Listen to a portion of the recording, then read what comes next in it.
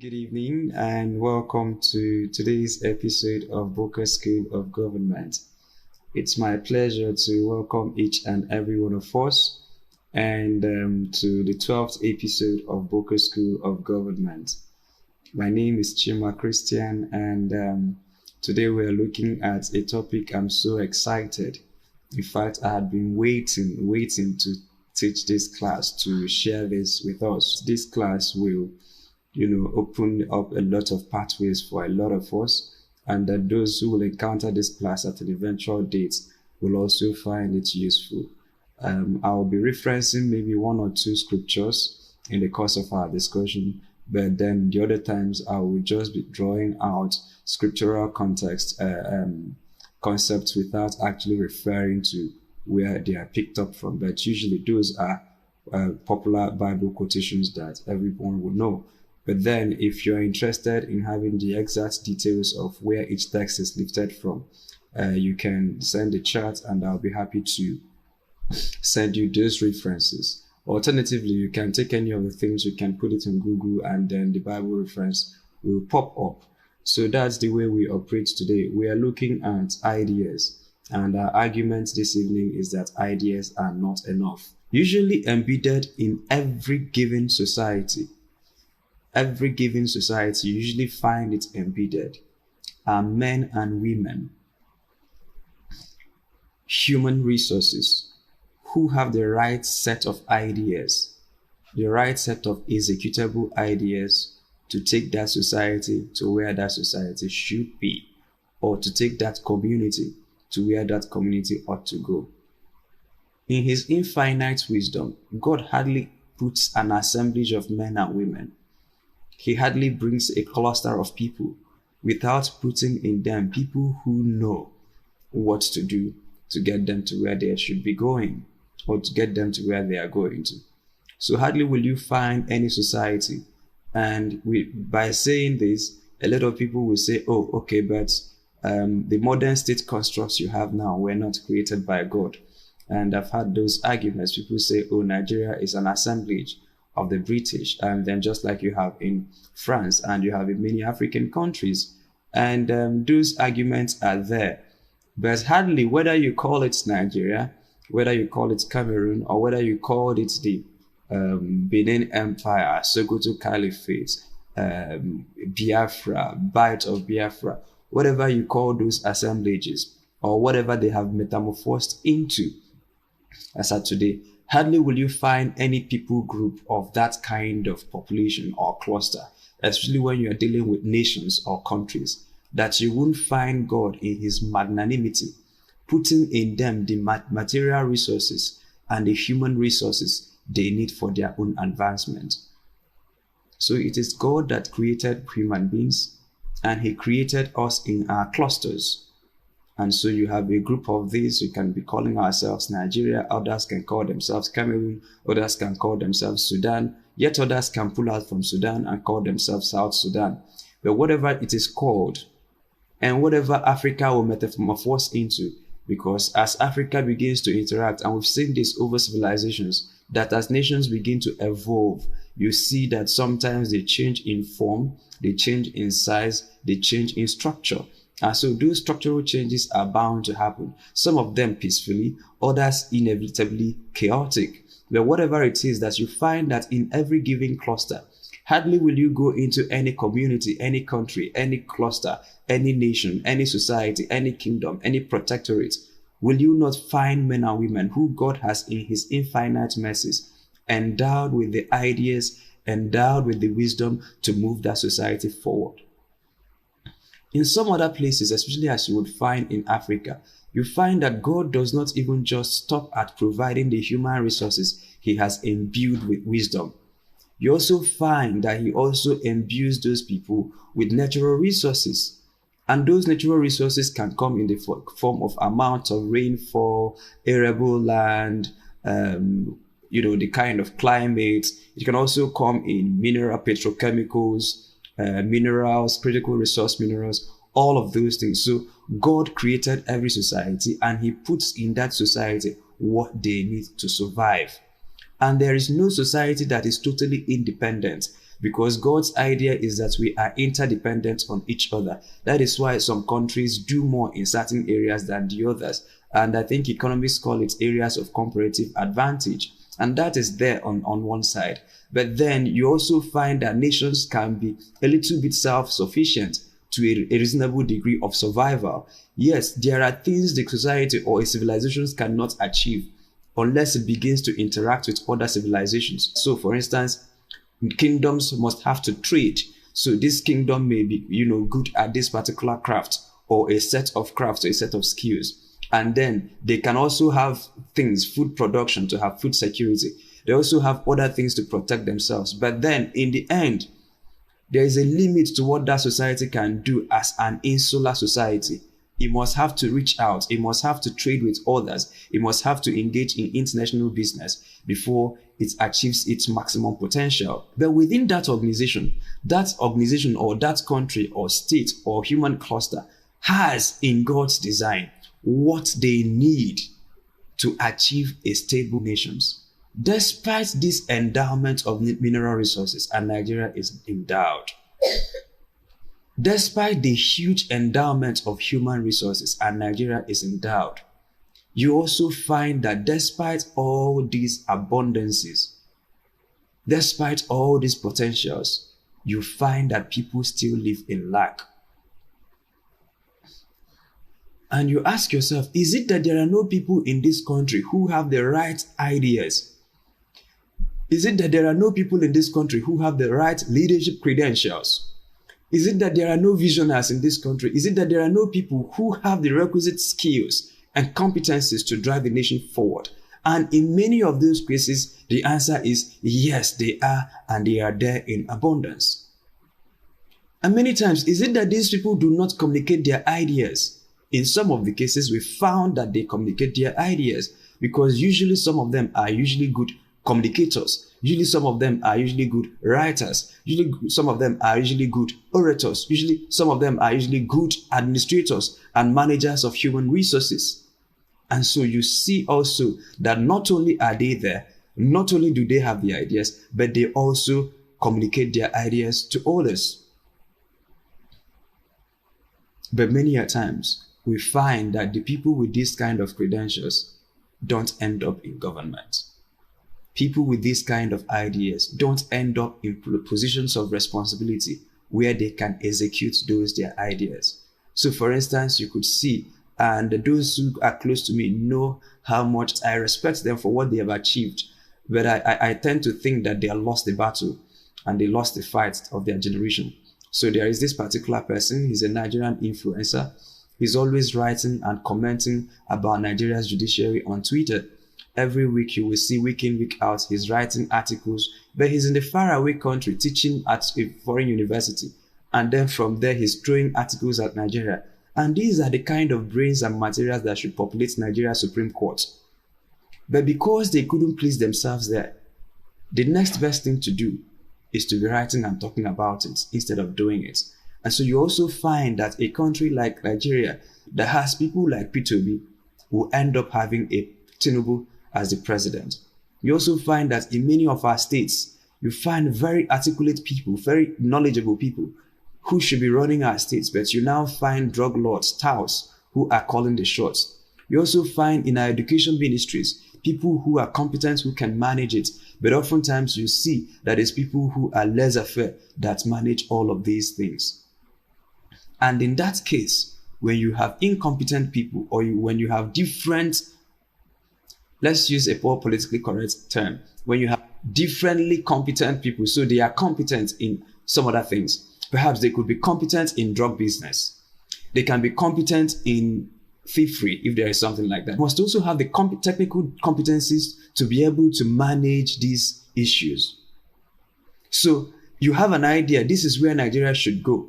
But that does not mean that you know the nitty-gritty of getting Nigeria there. So ideas are not enough.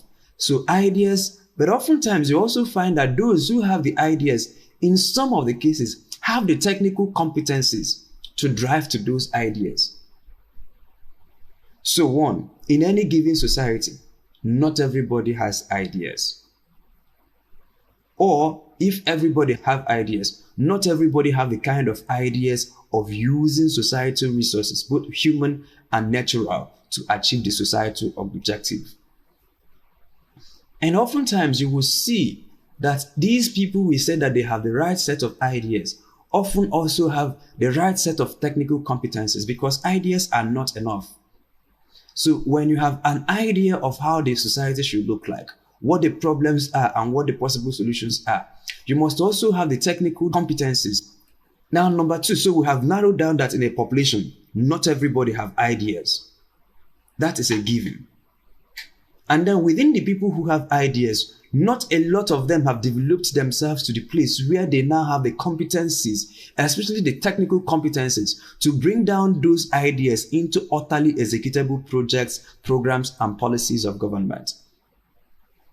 And when you find the people who have ideas and they also have the technical competencies, you also find that in some cases, you don't find the right disposition of hearts. So we're painting three pictures now. One, not everybody has ideas. Two, among the people who have ideas, not all of them have developed themselves to the point where they can distill those ideas into public policies, into public programs, and into public projects. Among these people who have ideas, who have utterly executable ideas, not all of them have the heart disposition. So some of them may have ideas, they might have graduated from Harvard, they might have graduated from Kennedy, they might have had all of those things. And that does not mean that you need to have Harvard degrees or a degree at all to be able to govern well. You don't have to. But we've also seen people who have so developed themselves that they can understand policies, programs, projects, and they have good ones, but their hearts are compromised. A recent example is one of the key appointments of the incumbent administration in Nigeria. A young person, but he was fingered in an alleged, malfeasance. Whether it was deliberate or not, but the reports we saw was that it appeared that public money found its way into private accounts. And people are saying, wait a minute, but this person is brilliant. Wait a minute, but this person is young. Wait a minute, but this person possesses all the right credentials. But then, if your heart posture is wrong, then all other credentials you have will become a disadvantage. So if an eloquent person who is very eloquent and can communicate his ideas fluently, and such a person has a compromised heart, he can use that his eloquence to dazzle. He can use that eloquence to bamboozle people. He can use that eloquence to deceive. But because his heart is compromised, he will not be pursuing collective good. He will be pursuing private good with his eloquence. If someone knows economics, for instance, but his heart is compromised and he's in position of responsibility, he will use that his smartness, that is, instead of using it to serve the people, he will use it to serve himself.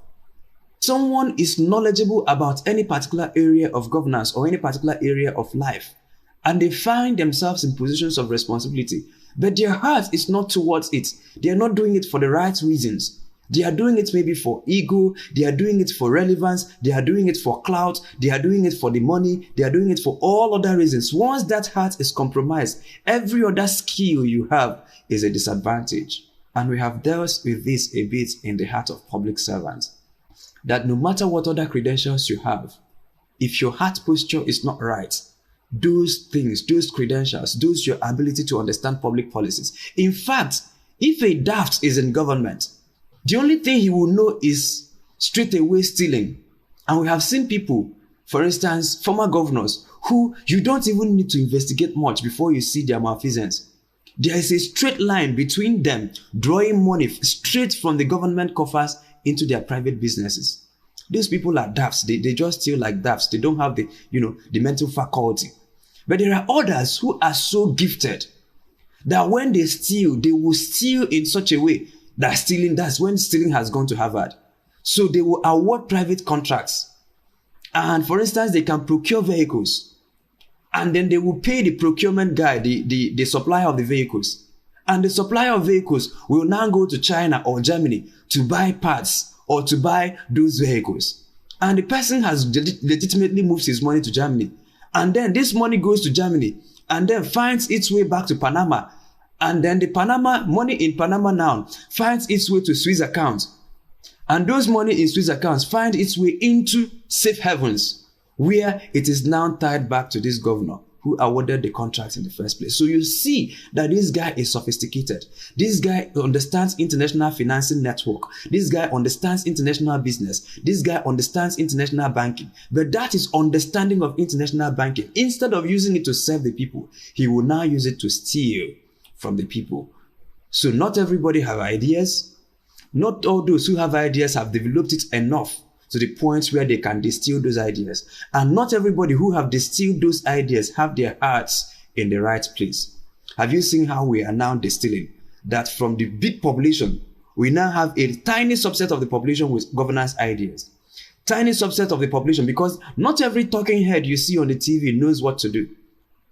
Because some of them can be speaking big Turanchi, big English language. And when you give them the real work to do, you will see their helplessness. Because the easiest thing to do is to criticize. And that is why it is opposite that if we are saying that this is not good, we are offering the alternative and we are breaking down the alternatives. Because sometimes if you want to be in government and someone in government is messing up, just think for a minute, if I am there, what will I do? That will force you to start thinking about alternatives. That will force you to start. But usually your commentators don't think about, if I'm there, what will I do? What they will be talking about is, oh, Tinubu is evil. Tinubu is evil. Tinubu is evil. Tinubu is evil. Yes, it may be true. But that does not mean knowing how to say that Tinubu is evil does not confer on you the competencies to take over from Tinubu and run the economy quite well. You can criticize Buhari for all I care. But that does not confer on you the competence, because there are some people who have risen to public positions from mere criticisms. And it was when they got to positions of responsibility that their unpreparedness was displayed for all to see. And that is to say that not everyone who claims to have ideas have developed their ideas well enough that those ideas can now be into workable government policies, public projects, public programs, and all. And then within the tiny subsets that have developed themselves this much, you also see that within this subset, not all of us have our hearts in the right place. But today, the essence and the focus of our intervention is actually on the people who, one, have ideas, two, who have educated themselves, trained themselves to the point that those ideas they have are no longer high sounding, but they can distill those ideas to executable public policies, executable public programs, executable public projects, and they know how to finance and they know how to navigate their way around those things. And then now, within those intelligentsia, you will now see how many of them have their hearts in the right position. So today, the focus of my intervention is not on the people who don't have ideas. Yes, they may have ideas in other spheres of life, but how to manage a society, how to weave the society, how to use these different things you can find in society and balance it act together, how to bring the different ingredients like an artful culinary artist to bring in all the ingredients to make a very good delicacy. Not everybody have that ideas. And within those who have those, and within those who can execute it, and within those who can execute and have their hearts in the right position, that is what we are talking about. Why are these people? They are in the minority, yes. Why are they not in government? That is the essence of this class. And this is not a class where we come to listen to beautiful theories and then we go home. No. The essence of this class is that some of us have ideas, that some of the things we are learning at Boqer School of Government will equip us with the necessary empowerment to add to those ideas, because ideas are not enough. But the danger with ideas is that idea bearers tend to think that having ideas is enough. And that is why this is just a very bold topic in your face. Our claim is outrightly, your ideas are good, but they are not enough. Your Harvard degree is good, but they are not enough. Your good governance credentials are good, but they are not enough. We have seen your manifesto. It is good, but not enough. We have seen your TV presentations. They are good, but not enough. We saw you on Arise TV. It is good, but not enough. We saw you on Platform Nigeria. It is good, but not enough. And that acknowledgement of insufficiency is usually where the journey starts. Because if you think that because you are brilliant, because you know the right things, that the people should now come to you, begging you, knee in, cap in hand, oh, come and become our president. No, that's not how it works. Because I've seen many people who have ideas, and then when people are in trouble, they are only telling you, oh, I presented myself for office, they did not vote me. Let them suffer the consequences of their actions. Am I suffering? Can't I feed my family? And we're telling them, wait, you have ideas, but there's a reason God gave you these ideas. He did not give you these ideas so that you will brag about them. Because there's no way there will be a P2B in Nigeria and a Tinubu is running their affairs. There is no way you have people like Professor Lumumba in Kenya and charlatans will be running their affairs. It is only very recently that Kenyans were now opportuned to have credible people in government. I think Kenyatta and the Ruto. Debatable though. But the point is that when you look at every given society and the kind of people you have in that given society, and you look at the people you have calling the shots, you ask yourself, wait a minute, why is this person only writing articles? Why is this person only jumping from one TV to the other? Why is this person only attending conferences? But people who know less than 10% of what he knows are actually calling the shots. And in many of the instances, they are using those powers and offices they occupy to multiply misery.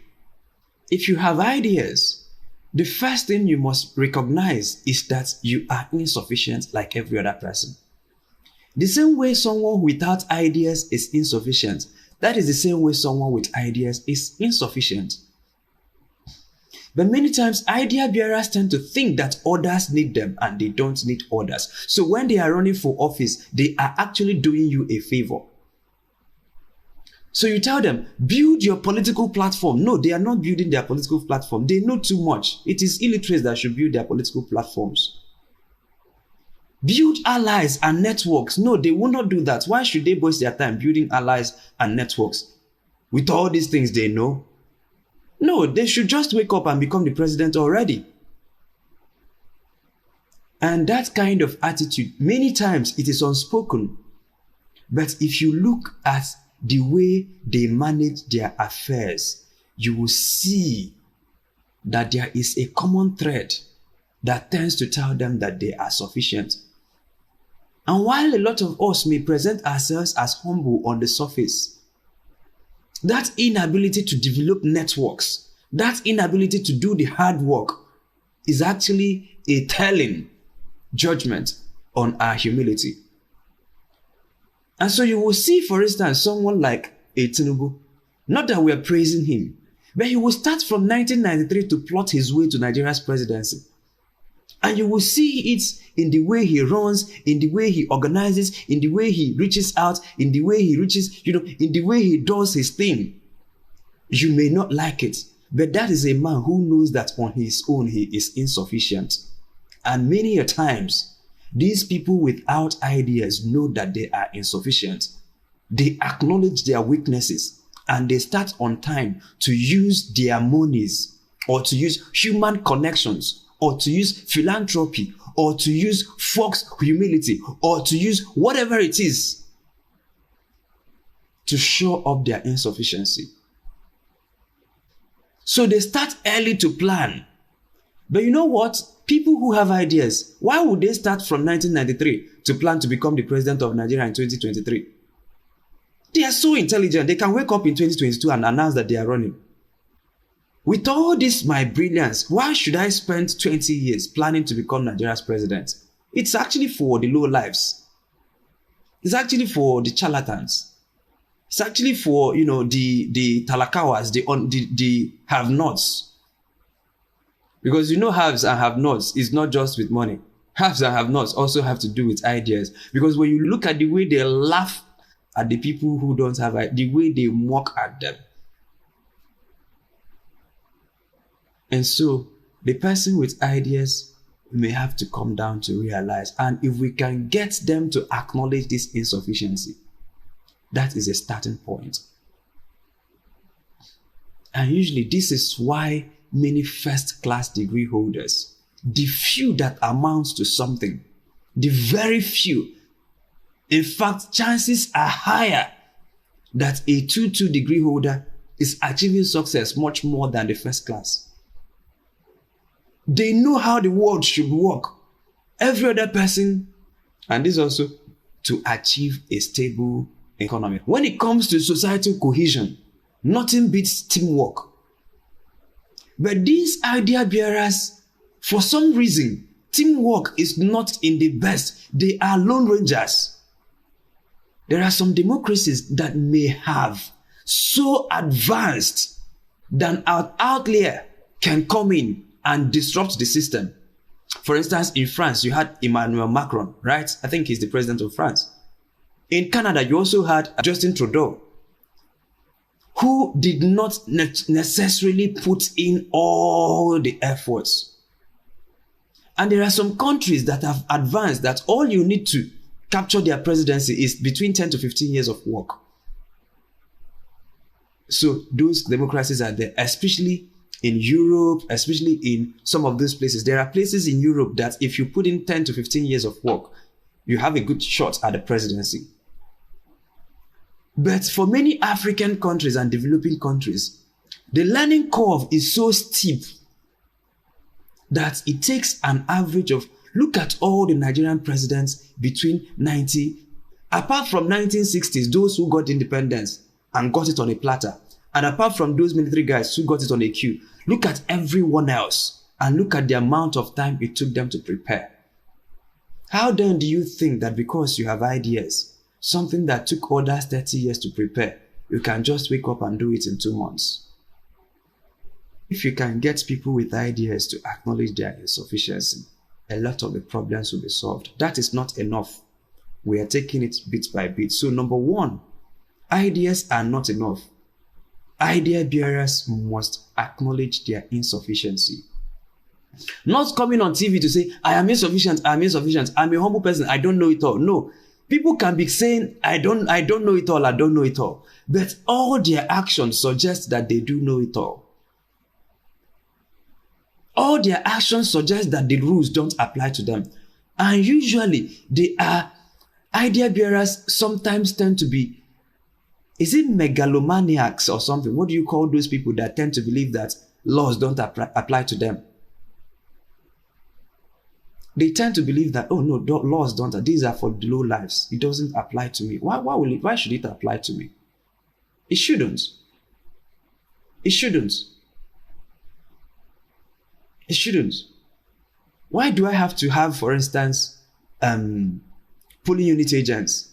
I'm a good I'm a good person. The people should just ordinarily vote for me and protect their votes. I don't need polling unit agents. And you saw those in the last election. I don't need these things. So that feeling that you are special, that feeling is actually one of the reasons or one of the telling tales of someone who is unable to acknowledge their insufficiency. That is number one. 2 is inability to read the room. Inability to read the room. And by reading the room, I want to paint a picture so that we understand what we call democracy. If you don't understand it at a sufficiently deep level, you will make a lot of fairy tale assumptions and you could die on the basis of your wrong reading of the room. So let's use example elections as an instance. People here will know that democracy is a modern construct. Democracy is less than 300 years. In practice, at least from recorded history. But men have been setting up kingdoms for far longer than that. And so you have the Egyptian Empire, you have the Roman Empire, you have the Ottoman Empire, you had the Han Dynasty, you had You had even Egypt here. And then in Africa, you had your people don't know that Benin Republic, not Benin Republic, Benin City, Benin Kingdom, they had functional street lights as far back as the 1800s. Functional street lights. Well, you can say it is not electric powered, but they were functional. They were powered with, yes, palm oil and a lot of other things, but they were functional street lights. An organized society. People didn't know the kind of advancement a lot of empires in Africa had made. And so it is not just but because we did not document our history, some of these things are easy to lose. But the point is not to glamorize the past. The point is to say that men have been setting up kingdoms and decimating kingdoms even before democracy and modern state constructs came to be. And so what you call elections today is a civilized version of something. So for you to understand what you call elections, you must have to find out what it was of. Before there is a change of king, during the time of kingdoms and kingships and dominions, there must be brutal all-out war before there is a transfer of baton. In fact, I was speaking to a king who is now late. And the king was in course, battling with another king, whether he was the duly elected Igwe. Igwe in my language means king. And he was telling us jokingly, have you seen a former Igwe before? That anywhere you see a former Igwe, you will see his grave. Because kings can only be dethroned by death. And so except for dynasties that transfer power from one person to the son or to a member of the family who have now organized protocols of succession, and it is staying within the family or it is staying within the governing elite. If it is staying within the governing elite, that's not a problem. But anytime there is going to be a change of guard, there will be an all-out war. Sometimes when you conquer the kingdom, you now subject the king to become a slave and subject their people. Sometimes before a man will rise up to become a king, he has to depose the king. Sometimes they have to assassinate the king. Sometimes the king can die a natural death, and in the atmosphere of trying to see who succeeds the king, they now take a violent usurpation of power. So you go to your Roman Empire, it is all there for you to see. You go to the Greek, it is all there for you to see. Go and read the history of Egypt. It is all there. The many skirmishes. Uncles have killed their cousins just to take power. Siblings have killed fellow siblings to take political power. In some cases, there is an all-out war. The army of this nation will war with the army just to fight for nations, to fight for kingdoms, to fight for territories. And so what you call elections today are civilized version of those warfares, because every other thing that kings do then to take office, we do it today. In America, if you don't prepare yourself well, don't run for public office. Because your family may have the illusion of, oh, this is a very nice man, one wife, 2 kids, and all. And just once you say that you are running, the people you wronged when you were in your mother's womb, it will be brought out on CNN. Your classmates will begin to testify. Investigative journalists will begin to dig into your past. That by the time you finish elections, if you don't take time, not only have you lost the elections, you've lost your integrity, you've lost your money. In some cases, you lose your family because your kids and your wife were looking up to you as a good man. But now the elections have exposed an underbelly. And so because it's no longer permissible for people to kill or to be killed in terms of political contest, they no longer assassinate, but they can assassinate your character. So, whereas it was permissible in those days to do brutal assassinations to take power, in modern day democracies, I'm using America as the bastion of democracy, it is no longer permissible to assassinate your opponent, but you can assassinate their character. You can undermine them. Everything that is legally permissible In fact, in some cases, it borders on libel. It borders on slander. It comes dangerously close to it. Sometimes the lawyers will advise you, do it in such a way that it will not become slanderous, but it will still achieve maximum damage. Do it in such a way that it will not become an outright libel, but it will achieve maximum damage. Do the accusation and just impugn the integrity. Just create that doubt in the minds of his potential voters. And there are strategists, just like you had war strategists hundreds of years ago, who are advising kings on how to move, how to usurp power, how to kill, where to attack. You have modern day warfarers. That is why many campaign rooms are actually called war rooms, because they design war strategies. If you come further down south, there are places where if they can freeze your accounts, they will freeze your accounts. There are places if they can kidnap you, they will kidnap you. And we have seen people being, even in Lagos, Funsho Williams was killed and assassinated on the account of wanting to run for governor in 2000, I think it's 2003 or 2005. And we know who he challenged.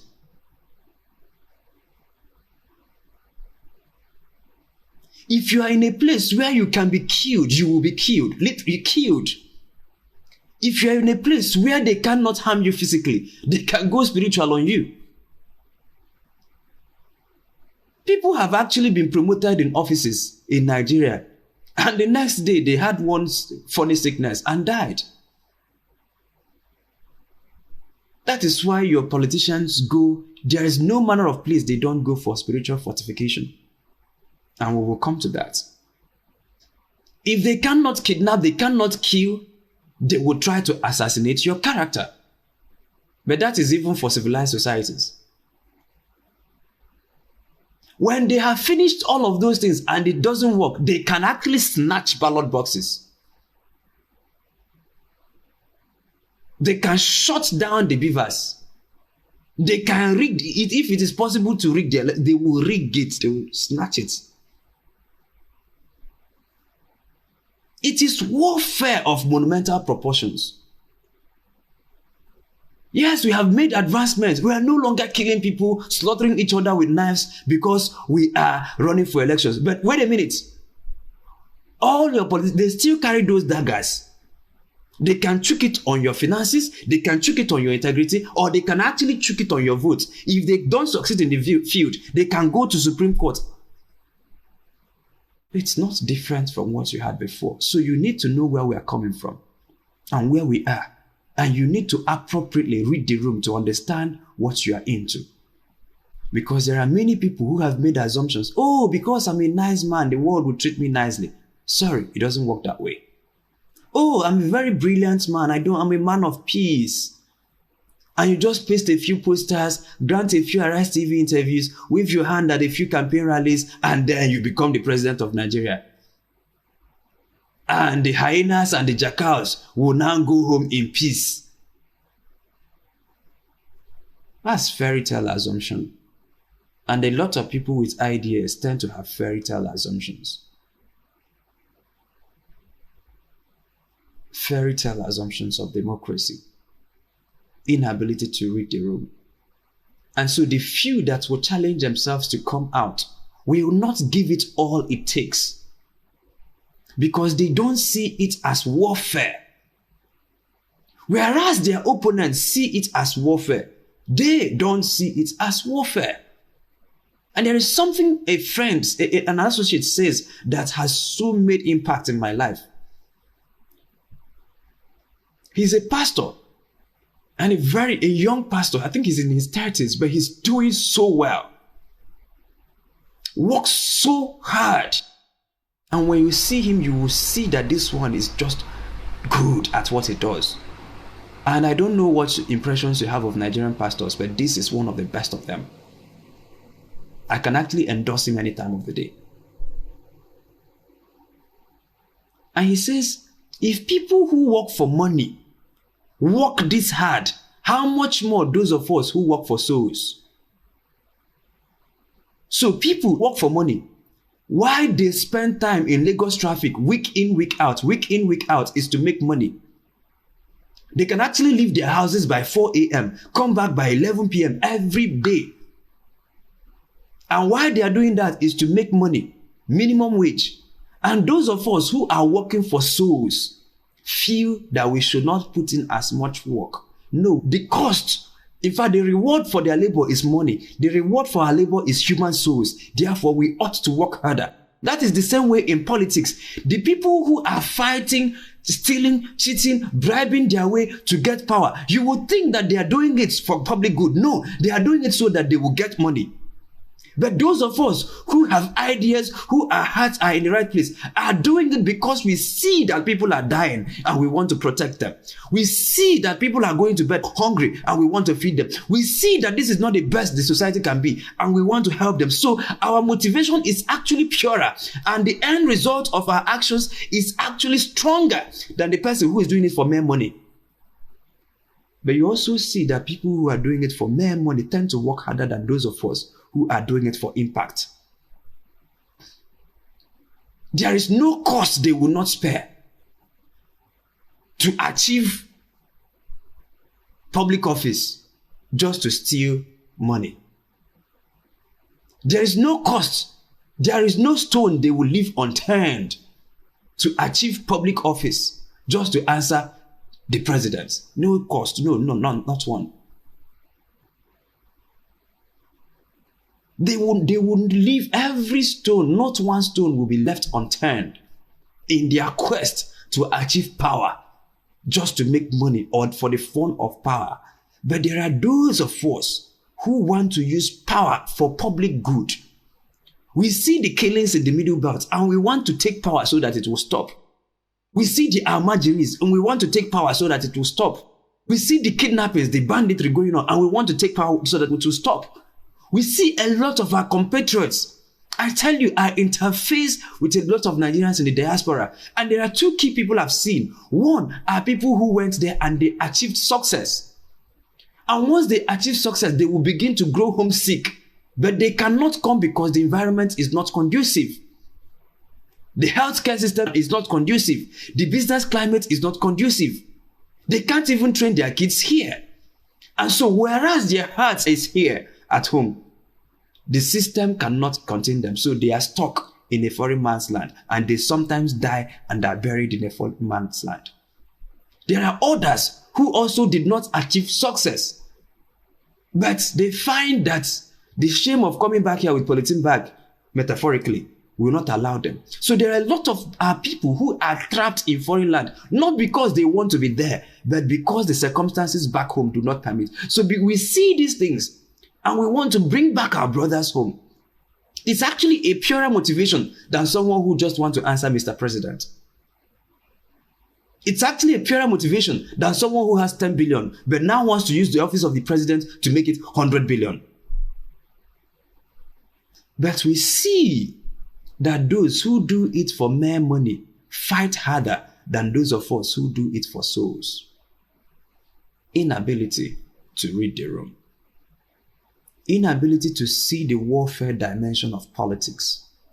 And I usually say that those who know governance don't know politics, and those who know politics don't know governance. And so, Chima, what are you saying?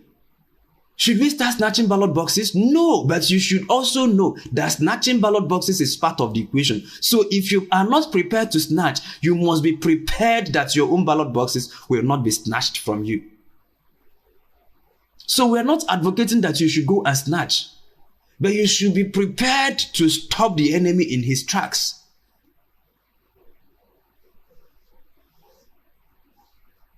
It's an all-out war.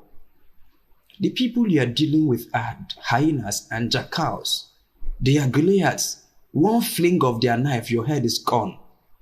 Just one fling of the equipment, your political head is gone. One. That's why you see many of these people that have ideas end up in exile.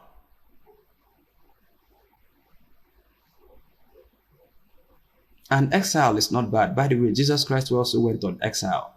You guys will remember when the angel appeared to Joseph and said, take this infant Jesus to Egypt, where he had to be until I tell you to come back. So Jesus went on an exile. So exile is not bad. It becomes bad when it becomes exile in perpetuity. So you can go on exile for a short while, but then come back to execute your ideas. But many a times, they banish you to foreign land. You are there speaking English, but you don't have any impact. You are now a professor of this at that university. And the best you can do for Nigeria is to be writing articles and speaking at conferences. No, that's not why God gave you ideas. God did not give you ideas so that you can be writing articles every week. Stop telling us about the horrendous thing that is going on in Nigeria's judiciary. God gave you this wisdom so that you will become a Supreme Court judge. Stop telling us about the GDP of Malaysia and China. God gave you this wisdom so that you become and execute it. But if you don't have other things added to those ideas, your ideas will die with you. And we have seen a lot of brilliant people who died with their ideas. Ideas are not enough. Ideas are not enough. There is a warfare dimension to every societal cohesion. And this is what idea bearers tend to overlook. And there is this argument I hear, and some of you guys may have that argument, may have had that thing. But I want to tell you that it's actually propaganda. So for instance, after the elections of 2023, and even many people say it today, or let's say after the Supreme Court judgment, and young people had the opportunity, of course with leadership, if the leadership had told us to act, or anyway, let us not blame whether it was the leadership or whether it was young people that did not act. But whatever happened, both the leadership and the young people, we made mistakes and we did not pay the price to protect the mandate we freely gave. And so there are some people who are justifying that erroneous decision. In my judgment, that was a poor judgment. And people are saying, oh no, my aspiration is not worth the blood of any Nigerian. That is the hideous fallacy. In fact, if that is the only thing we achieve today, it's enough for me. My aspiration is not worth the blood of any. That's a total lie. And I'll prove it to you. All the people that have been kidnapped, killed, shot, maimed, imprisoned, disappeared on the account of their activism, carry all of them from 1960 to this period. The Delegi Waso, all the Kensarawi Waso, all of them, including the people that were killed in Eva Valley in Enugu during the answers, including the people who were massacred at Lekki Toll Gate, put all their numbers together. It is not up to the number of Nigerians who die weekly on the account of malaria. Anti-malarials now in Nigeria is 3,250, beyond the effective reach, effectively beyond the reach of many Nigerians.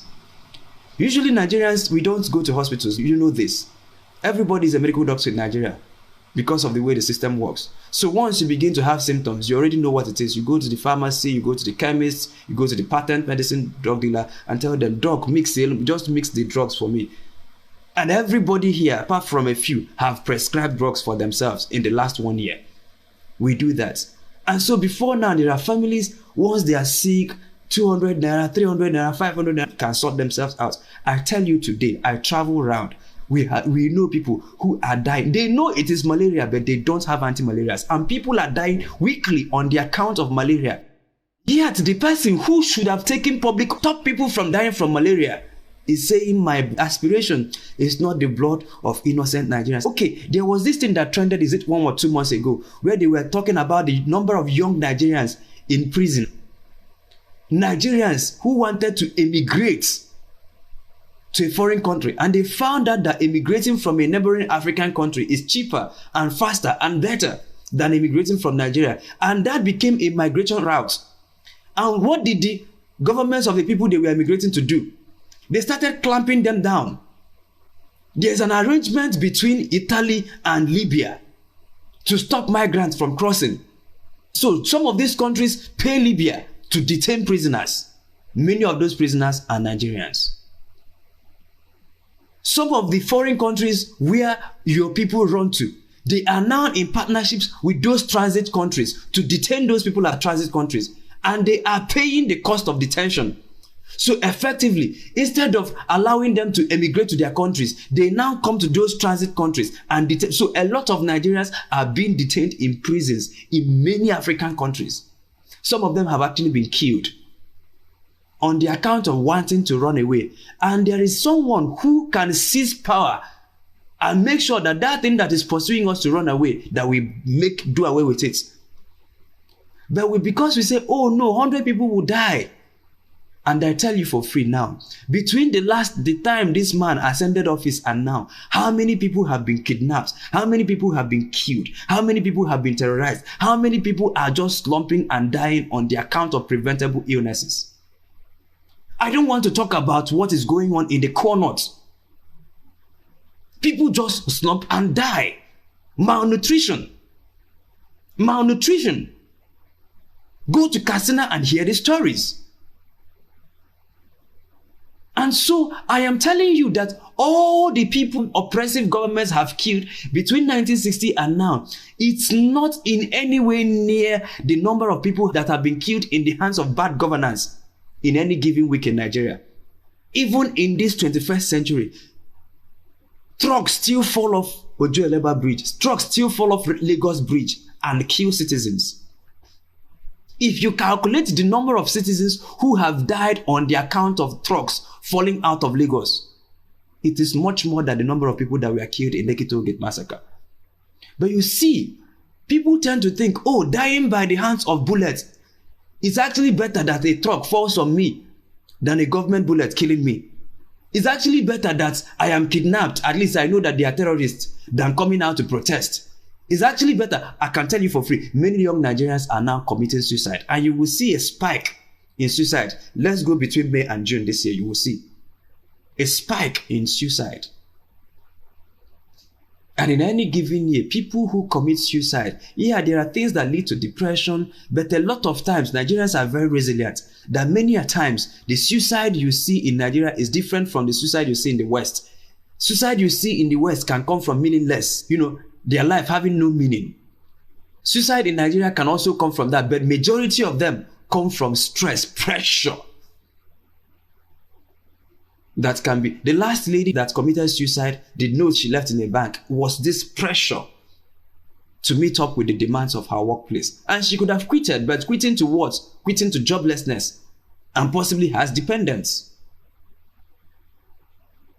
The president that told us that his aspiration is not worth the blood of Nigerians. Go and look at how many Nigerians that were killed in the last 8 years. In the 8 years of Buhari administration, go and look at the number of Nigerians that were killed. Look at the number of people that were killed in the 8 years of that administration.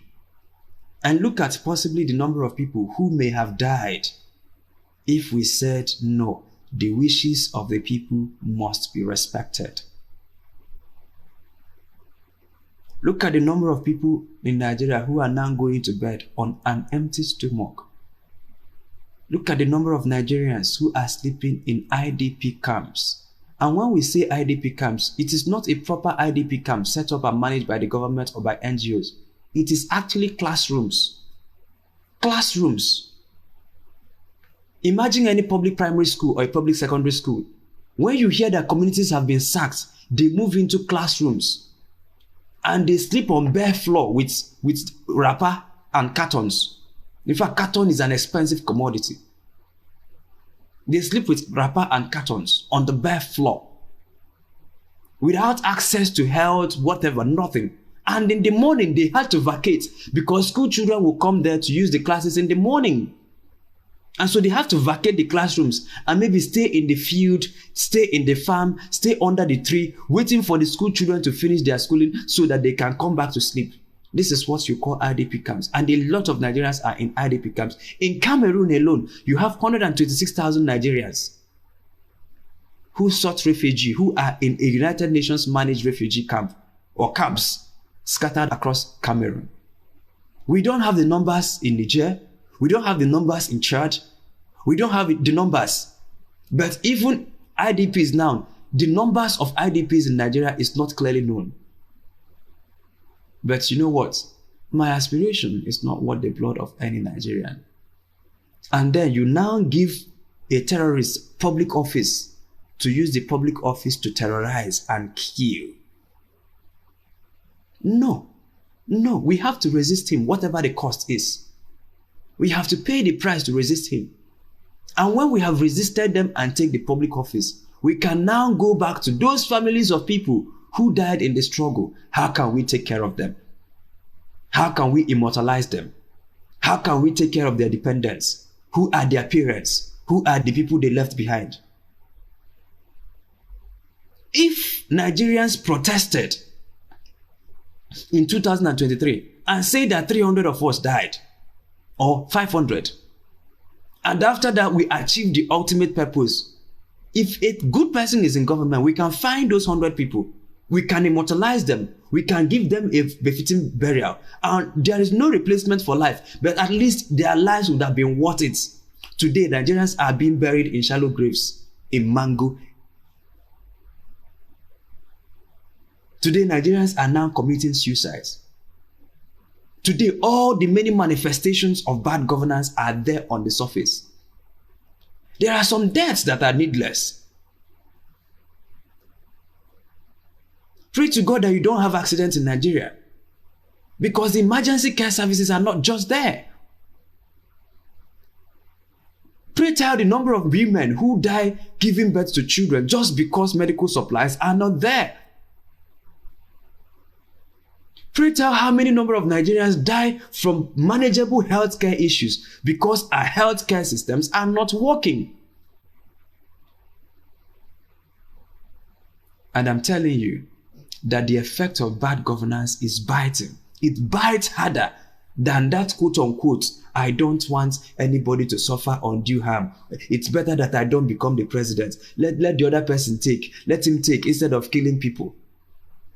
Instead of killing 100 people to protect our mandates, he will now use the office of the president to supervise the killing of thousands. How many Nigerians have died this year alone trying to emigrate? How many Nigerians have been lured into organ harvesting, organ trafficking, human trafficking because the situation back home is not well? How many Nigerians are freezing to death in Canada? How many Nigerians are stowaways in ships, in airplanes, trying to cross the desert, trying to use unsafe modes of just in anything to leave this country because the country is not working? So number 2, you must have appropriate reading of the room. Understand what is at stake if you have ideas. Finally, people who have ideas must pay the full price to execute their ideas. I was an impressionable young boy when I attended a conference, and the person who was speaking was Mr. Cosmas Maduka Koscharis. And he said to us, very impressionable young secondary school students, that life is like a shopping mall. That when you get into any shopping mall, everything you see on the shelf is available for sale to you. Anytime you go to any mall, anything you see there can be sold to you. Maybe there are special areas that are controlled, especially if you want to buy drugs, but every other thing you see in the mall are for sale to you. Of course, except for underage people. But once you've crossed the universal suffrage age, everything you see in the mall. So if you go to any mall, anything you see there, but usually there is a price tag. And it is you that will advise yourself, this one is beyond my reach, or let me not get this today. Governorship has a price tag. Presidency has a price tag. Political power has a price tag.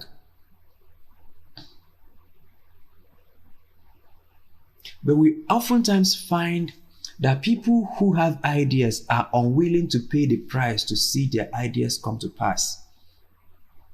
And that is why you see a lot of Davids. There is no way God will have Goliath in a land without sending Davids. But what you see is that instead of fighting in the open field, Your Davids are writing articles. Instead of fighting, your Davids are granting Twitter spaces, are granting interviews, are speaking at mega conferences, and people are clapping for them. No, David was not created to give lecture. David was created to fight. But because David knows that fighting connotes an attendant risk, because if you don't kill, you will get killed, metaphorically. And so because of all of these risks, David prefers the easy route of, let me just be granting this newspaper interview. Let me just be going on Arise TV once in a while. Once my popularity is about coming down, I'll go to Twitter spaces and set Twitter on fire, and everybody will retweet it aggressively. And then in the next election, I will still win, and they will snatch it from me, and we will come back and cry, and then the journey continues. We must be willing. That also brings us to the role of Christians, because this is a school of government where we're training Christians. So you see a lot of Christians, I think this will be the last point, who are praying in ignorance. And all their prayers is, God, kill the president, kill the governor, kill the president, kill the governor, kill this person, kill that person. That's their prayers. It is true that God wants to deal with Goliath, but he is looking for David. But you see what? The Davids are hiding somewhere, doing 40 days and 40 nights fasting and prayers. And after fasting and praying, they will peep, and Goliath is still alive. They will go back and declare 100 days. After they finish 100 days fasting and praying, they will peep, and Goliath is still alive. They will now declare 200 days. And after a while, they will ultimately give up. This Goliath is too much. It's actually impossible. There are times when God fights with angels, but God's methods are primarily men. God's method is men. God's method is men. God's method is men. Even Jerusalem, David had to fight the giants to take the city. Yes, he is fighting with the might of his Lord, because when he approached Goliath, he says, you come to me in the name of your God, because there is always a spiritual dimension to every warfare. Because Goliath, yes, he is a strong man in the physical, but there is a spiritual being behind it. And David sized him up appropriately and said to him, you come to me in the name of your God, but I also come to you in the name of my God. But you know what our Davids are doing in Nigeria? They will hide somewhere, and they are looking for God to send angels. So God can choose to fight with angels, but in many of the instances, usually when God fights with angels, it is the last resort. It means that there is no longer any man. But once there are men like Joshua, like Samson, like Jephthah, like Gideon, like Deborah, once there are men, God's method are men, including our Lord Jesus Christ. Our Lord Jesus Christ would have stayed in heaven by the Nigerian way and stayed in heaven to establish his kingdom on earth. But no, he had to come down physically. And when he came down physically, he did not appoint angels. He appointed human beings to carry out the gospel to the ends of the earth. And these human beings met stiff opposition. Some of them were killed on the account of what they believed in. They were not looking for angels to preach. They went actually to preach in hostile cities. They were stoned, they were beaten, they were imprisoned. They faced a lot of risks. You have people in Nigeria, they know they have governance ideas, but they are afraid of being stoned. They know they have governance ideas, but they are afraid of being imprisoned. They know they have governance ideas, but they are afraid. No, they don't want to pay the price. They just want to sit in their houses, and God will send battalions of angels and now go and snatch power and then make them presidents. That's not how God made David. Yes, God anointed David. But there's a place in your scripture where they say that David could not become king because he did not have men. You see the second point we made, alliances. Very important. This man was anointed around the age of 13 or 17, according to Bible historians. He did not have to become a king until 30. Between the time of his anointing and actually becoming king, there were a lot of warfare. And Goliath is the least of his battles. There were a lot of other giants that he slew. In fact, the fight to take Jerusalem was a brutal fight. Despite all that King Saul did not take Jerusalem. It was David that took Jerusalem and established his kingdom there. There is a warfare to this. There is a warfare to this. And it is because of our unpreparedness that we get afraid of these issues. Whatever issue you are solving, it might not be running for public office. Your area of calling might be in the business sector. But wait a minute, that place you are coming to occupy, people are already there.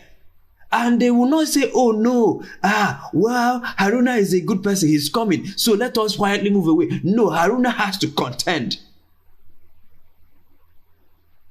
It might be in the civil society space. It might be that there are civil society consortiums that have connived, that have organized themselves into a consortium to keep getting donor funds, but without making any impact. And they know how to write the proposals. They have all the right network. They know how to manipulate evidences. But they are the ones who are always cornering all the donor funds. And that is the area of calling. You must fight to snatch away funding from them. And it will be an all-out fight. Yes, you have to fight with the might of God, but you will do the fight. Some cases he can choose to tell you, go there, stay one place, let me fight for you. Other places he will tell you, if you trust me, go and fight. And going out there to fight is your sign of trust.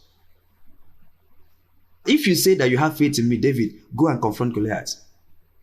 But you know what? David can be claiming that he has faith in God, but he will not go to confront his Goliath. It might be in the business world, but you see that there are men who are dominating that area, and they will not go down without a fight.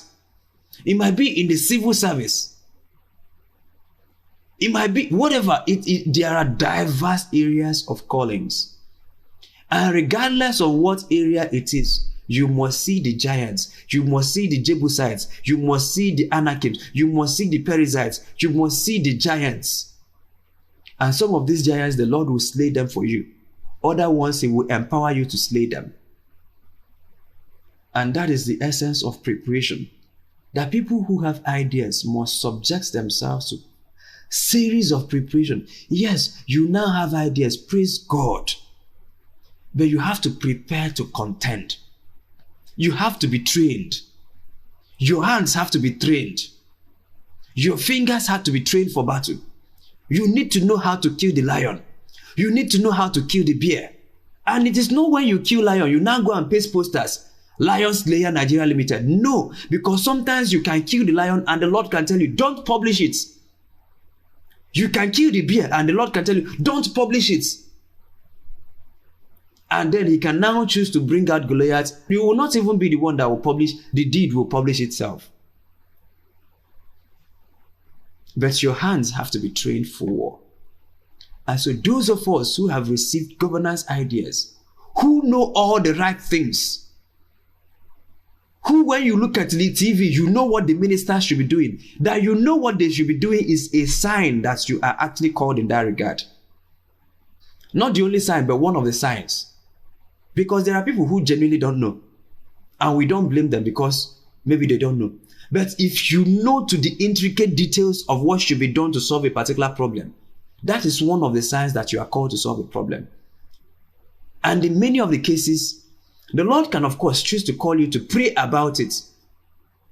He can also choose to call you to pray, but after you have prayed, act on it. If you say that the problem is content, that your problem is that every time you go on TikTok, that you see several things and you're wondering, if Nigerian young people continue to expose themselves to this kind of TikTok, what will they become 15 years from now? And then your battle now may have to be how to dominate Nigerian TikTok with positive content. If you say that, oh, all these influencers are liars, These influencers are deceiving people. It may now be time for you to start building your platform. It may take you 10 years to build your influence, but pay the price to build that influence. It may take you 15 years. So any area of life you are always noticing. Let me give you this final instance. We'll end it here. I can pass a given street now, and in that street, I will notice, oh, the roads are untarred. Why are the roads untarred? Why is everywhere dirty? Why is everywhere just like this, smelling, breeding of mosquitoes and reptiles? Another person will pass that street, and what he will notice is that, there is a spirit of violence in this street. Why are all the young boys here smoking? Why are all the people here giving to cultism? Why is it cultism that is reigning in this street, the same street? Another person will pass that street and will notice, oh my God, why is there waywardness in this street? All their girls are given to waywardness. All their girls are given to prostitution, given to, waywardness. Another person might pass that street and will just notice that the men here die untimely. Another person might notice, have you noticed that nobody actually builds a story building here? That is actually people who are living in poverty. Have you noticed that nobody here has changed their car in the last 10 years? And so one person can pass and will see infrastructure deficits. Another person will pass and see economic deficits. Another person will pass and see unemployment for the youth. Another person can pass and see moral vices. So if 100 people pass that street, chances are that they will see 100 different things. Now, that particular problem that you see when you pass that street, chances are higher that that is the problem you were created to solve. All of us will pass this same streets, but this part, you keep noticing it. That's one that you keep noticing. You can read the news and nothing will get you angry, but there is this one particular news that once it comes up, it fires you on. It may be that that's the problem that you were created to solve. And we must now begin to acquire competencies, capacities, not just to know how to solve the problem, but to know how to put ourselves in places where we can solve the problem. And in our next class, we will continue this conversation. You don't have to be a governor to govern. There are others. You don't have to be a lawmaker to make laws. So next week, we will deal with influencing public policies or influencing governance outcomes. How can I, even where I am today, influence governance outcomes? That is what we will deal with next week. But today, our call is to tell brilliant people, everybody here has a level of intellect, but our intellect cannot stand alone. We must acquire intellect and add them all of these other things we are discussing. Thank you so very much. And this is where I'll invite people who have questions, people who have contributions, people who have insights, perspectives to add, to please raise their hands and consider taking the microphones to add their voices to the conversation. Someone sent something here. He said, you are predicting a rise in suicides to prove a point. How do I respond to this now? I saw it earlier. Okay, so there are people who the Lord has gifted to see trends and to predict trends. And by the mercies of God, those are some of my unique giftings. Before the insecurity in the Southeast, if you looked at the work we did around insecurity in the Southeast 6-7 years ago, we were warning the Southeast not to give in to unknown gunmen because we exactly predicted the way it will turn out. And it did turn out the way we said. Not only did we see what was happening, we saw and gave a template for averting them. And today, people are being killed. You don't see me gallivanting around saying, I told you so, I told you so, I told you so. Before the elections, by the mercies of God, we saw how the elections will be rigged. Not only did we see them, we also received by the mercies of God strategic insights as to how it can be averted. But you don't see me gallivanting. I told you so. Yes, sometimes I can respectfully call it up in a discussion just to make a point or buttress a point. After the election was stolen, we also saw what was clearly going to happen in the Supreme Court, and we made a video that put us in trouble, that nearly got us killed by the government of Nigeria if God had not been on our side. And what were we saying in the video? This is how to engage your courts. You can't win in a civil litigation. And we put out the strategies out there. And exactly the way we said that the Supreme Court would turn out was the way it turned out. And this is not just to, I'm saying, on the issue in Middle Belt, we are working and we are telling the stakeholders, this is what is going to happen. I could remember something, sometimes I just look at something I said about Middle Belt 4 years ago. I just typed my Twitter. I saw it the other day. In fact, in one of the things, I said that Middle Belt will first respond in ballots in 2023, and their voices will not be heard, might even be suppressed. And they will respond again, possibly in 2027. And then they will respond in the bullets, which is the only language oppressive states seem to listen to. And the work we do in the Middle Belt is to prevent that response in the bullets. And because we have seen clearly that if people get to the point where they start responding in the bullets will be flying from two sides. The militias, the ethnic militias, who you have set up to fight the Fulanis, will start kidnapping, terrorizing their own people on one hand. And on the other hand, the Fulanis will also be kidnapping, just like you have it in the Southeast today. The unknown gun people said that they were here to read Fulani, but there are some terrorists among people, terrorizing people, beheading police officers, shutting down people, terrorizing people, enforcing mindless sit-at-homes. And then even within that framework, fifth columnists that can be sponsored by your enemies can also come in because you have created a heaven for them. So third parties who are, there is the local militias or the local terrorists. There is the foreign component of the terrorist. And then there is the people who you say that you're fighting. And so all of these things can get badly so quickly that you don't even know who is who. So for any Southeasterner, whether he died in the hands of Fulani herdsmen, or died in the hands of unknown gunmen, or died in the hands of the soldiers of the Nigerian states, death is still death. And so anyone who the Fulani herdsmen misses, unknown gunmen will get. The people who unknown gunmen will get. We have seen what is about to happen to Middle, and we've seen it clearly. And we are talking about it. And we're not saying it to dance on the graves of victims. We're saying it in a bid to avert it. And so when we say that we have also seen the potential, the possible rise in suicides in Nigeria, we've seen it clearly happened. And this we saw as far back as 1 year ago. And people who were reading me 1 year ago will remember when I kept writing that the night will yet get darker, the night will yet get darker, the night will yet get darker, the night will yet get darker. Yet Africa's morning will come. We have seen things by insights, and we're talking about them. And so when we say things that are going to happen or might likely happen in the future, it is not to gallivant or to dance on the graves of the victim. We mourn each and every one of these things, and we communicate it with every modicum of seriousness. That if I know how to avert suicide within, especially the younger demographic, I will take it up. But already we are working on 5 core public policy issues: insecurity in the Middle Belt, electoral reform, regional advancement of the Southeast, credible census Nigeria, and mobilizing broad citizen participation in democratic process. These are 5 key public policy things we are working on in Nigeria today.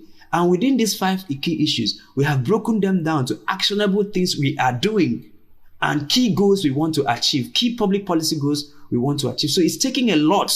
And we have added that to also doing what we're doing at Boqer School, and also added that to managing my private businesses from where I derive the resources to do the work we're doing. So it's already a lot by a stretch. And so if I have the resources, I will accommodate trying to take up this issue of suicide. But I'm praying and hoping that there are a lot of Nigerians who will take up these things, either in terms of offering people counseling, whether they are offering the counseling on Twitter spaces, on public spaces, on rooms, on WhatsApp groups, I don't know.